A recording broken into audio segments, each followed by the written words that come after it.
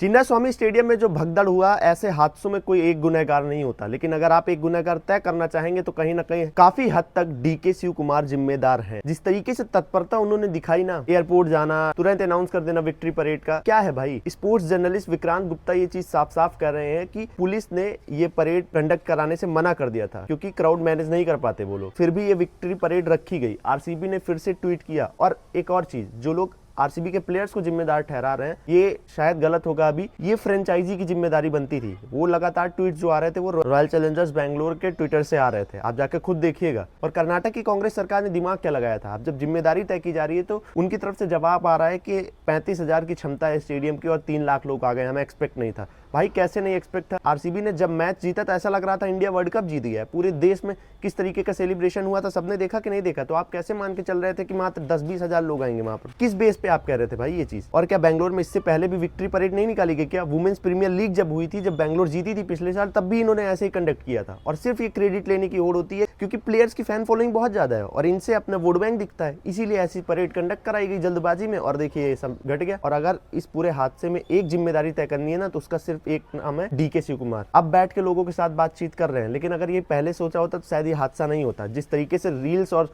Twitter पे post किए जा रहे थे ना आरसीबी को लेकर, लगातार साफ दिख रहा था भाई कि क्रेडिट लेने का सब सिस्टम है। और देखिए कैसे ये तब्दील हो गया हादसे में। और ये आपके लिए समझना जरूरी है, ये जितने राजनीतिक दल हैं विपक्ष के, जितने महाकुंभ को लेकर सवाल उठा रहे थे, वो अब कहाँ चले गए भाई। तुम क्यों नहीं अब जनता को दिखा रहे हो, अपने ट्विटर हैंडल से जिम्मेदारी तय कर रहे हो कर्नाटक की कांग्रेस सरकार की। राहुल गांधी हो चाहे, जो एक कंडोलेंस का ट्वीट कर दिया समाजवादी पार्टी के हैंडल से, तो वो भी नहीं किया गया। अखिलेश यादव ने बस एक छोटा सा ट्वीट कर दिया, जो भाजपा को लगातार कटघरे में खड़ा करते रहते हैं। तृणमूल कांग्रेस ने भी नहीं किया, अभिषेक बनर्जी के ट्वीट को रीट्वीट कर दिया। उन्होंने बस डाला कि हाँ संवेदनाएं हैं, बाकी उसके बाद के ट्वीट जाके देखे, फिर भाजपा पे वार शुरू। इन लोग का सिर्फ एजेंडा ही यही बन गया है, एंटी बीजेपी। भाई करो तुम्हारी सियासत अपनी जगह है, लेकिन जनता को क्यों इस चीज का मोहरा बना के इस्तेमाल करते हो भाई। और आखिरी में फिर यही चीज, ऐसी घटनाएं ना किसी एक की जिम्मेदारी नहीं बनती है, लेकिन फिर यही लगता है कि हमारे देश में ना आम लोगों की जिंदगियां इतनी सस्ती हो गई हैं कि हम किसी को भी पागलों की तरह फॉलो करने लगते हैं, किसी को भी भगवान बना देते हैं। इसीलिए ऐसे हादसे होते हैं। जब आप ये सोचेंगे ना कि हर व्यक्ति आम है, हर व्यक्ति आम से ही खास बना है, तब जाके ये सोच बदलेगी। हर व्यक्ति भगवान नहीं हो गया है और ये सोच बदलने की जरूरत है। जब तक नहीं बदलेंगे तब तक ऐसी चीजें होती रहेंगी। और जब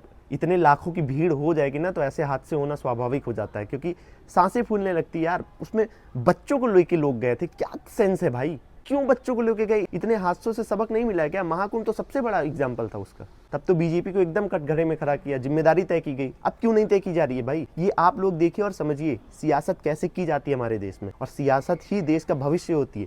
जैसे नेता सत्ता में बैठेंगे ना, देश का भविष्य वैसा ही जाएगा। तो अपने भविष्य के लिए इन पर सवाल उठाना शुरू करिए।